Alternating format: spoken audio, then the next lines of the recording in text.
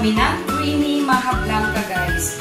Ito lang naman ang ating ingredients. Meron kami evaporada, meron tayong gata, meron tayong white sugar, meron tayong whole corn to, guys, whole corn. Then, siyempre, yung cornstarch, hindi mawawala yun, guys. At ang ating pang-toppings, guys, ay cheese. Cheese yung ating pang-toppings. At saka maglalagay din natin ng pinch lang ng guys, ng sugar, no?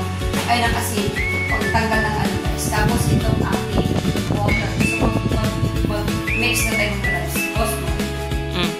Ito mga lalabs, ang gagawin namin, 1 cup of gata. Ay, ito mga isa po. Kasama na natin dito yung ating wheat ingredients. Then, ilang cups ng water. 1.5 cups ng water, guys. 1. Hindi ko na kinuha yung aking half na cup, guys. 1.5 cups of water. Then, meron tayong kondensada. Ilagay na natin lahat ng mga lalabs. Ating kondensada. Then, yung ating sugar. Ilang cups ba? 1 lang. 1/4. 1/4 lang ng sugar, guys. So, ating ilagay kasi hindi natin, hindi pwede yung sobrang panis na ating lalabs na ayaw natin na. Ito, guys, pang ano lang natin ito. Pag humagas at saka nag-cravings ng pag-magpina, dito mga lalabs kaya gagawa kami. So, ngayon, ilagay na natin ang ating sugar. 1/4 cups na mga lalabs. Hindi na rin ako hindi na rin ako mga lalabs magtakal-takal ng dito na lang din sa akin. Tansya na lang mga lalabs dito sa akin. Tikman ko rin naman mamaya yan bago isalang mga lalabs. Pagka mataba, magdadagdag tayo ng sugar, no? Ayaw din natin na sobrang mabilis. Kaya ito muna. Parang kalahati yun, guys. Then, it's time na ilagay natin ang ating whole corn, guys. Kasi una natin pagsakasakan ng halo-halo ito mga lalabs. Cream corn yan. Cream corn ito mga lalabs. Cream corn. Yan. Ilagay na rin natin. Napakayamin ito mga lalabs. Then, maglalagay tayo ng pinasin lang ito mga lalabs, ha? Ayan. Pagtanggalan ng ito, guys. Just a pinch. Ganyan talaga mga lalabs. Hindi ko na kamayin.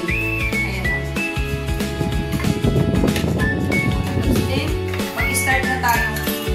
Sibutin ko lang ito mga lalabs na yung natumikit na sugar. Start na natin itong guys, haluin.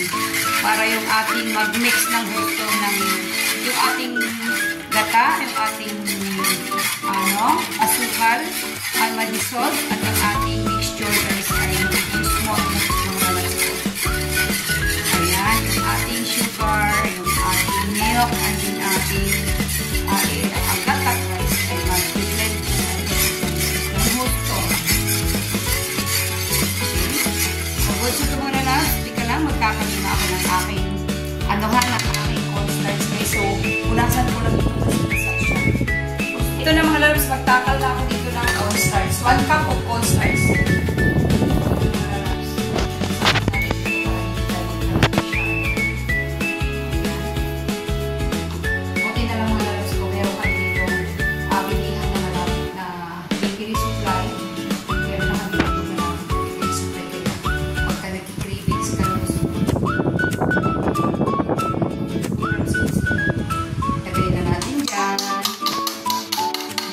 Now, i-mix muna natin ang gusto mga lalabs bago natin isalang.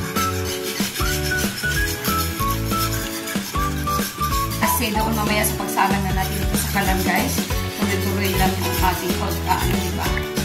Kasi mabilis lang itong mag-sticky, guys. Kailangan nakaano siya. Tama na yung tamis, guys. Tinikman na ng anak ko. So, tama na yung tamis. Antayin lang natin maluto itong ating cornstarch.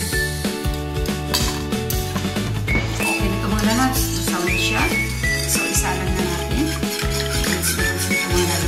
Kunti lang itong ginawa namin mga lalabs kasi sobrang dami naman. Nasisira na lang din. Hindi namin maubos, no? So, talag na natin ito. Ayun na mga lalabs, nakasalang na sa ating kalan. So, habang nakasalang yan, kailangan tuloy-tuloy yung ating paghahalo dito, guys. Diba? Ganyan lang. Tuloy-tuloy lang siya. Hanggang sa ma-achieve natin, guys, yung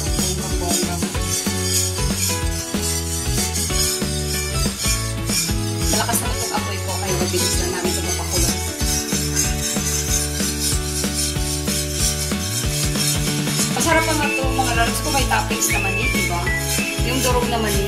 Oh, sarap na ito pag may durog na mani. Mas gusto ko rin yung mani. May sweet corn din, may toppings na durog ng mani. Kasi hindi lang yung mani.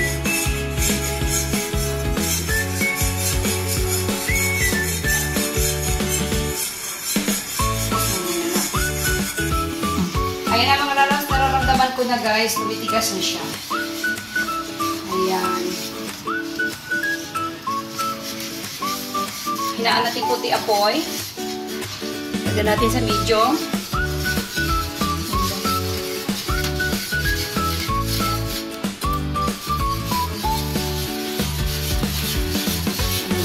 Nakita niyo mga lalabs, palapit na to sa katotohanan.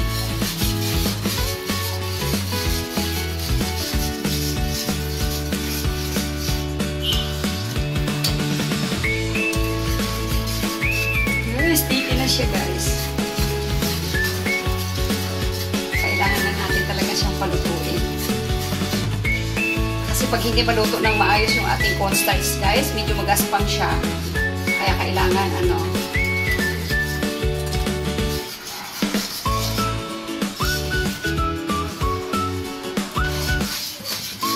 Naka-ready na rin yung aming salinan. Kasi kailangan nakasalin siya kagad. Ang bango guys. Ako mga lalabs kung naaamoy nyo.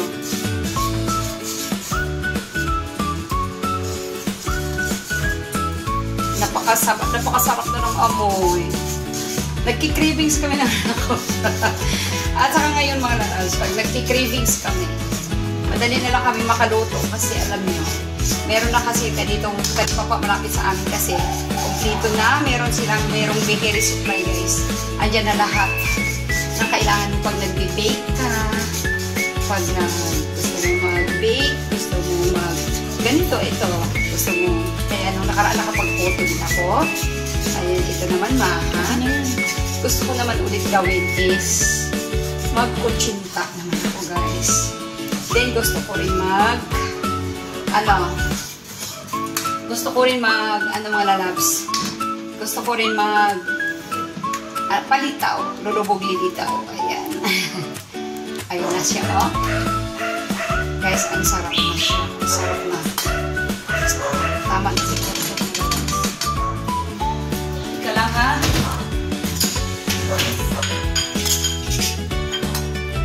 Luto na. So, luto na sa amin ang aking junapes. So, Sa nga, pero medyo matabang. Medyo matabang ba? Taon na lang. Tama lang. Tama lang. Tama lang guys. Ang kanyang lasa. Promise. Okay na gods na mga lalabs. Tara. Lipat natin ito doon mga lalabs sa ating container. May mga container na kami nakarito. Pati ba naman lagay ng perero? Naka-ano? Ayusin mo. Tumutulo. Tumutulo. Diyos ko. Ikalat mo na. Isa pa.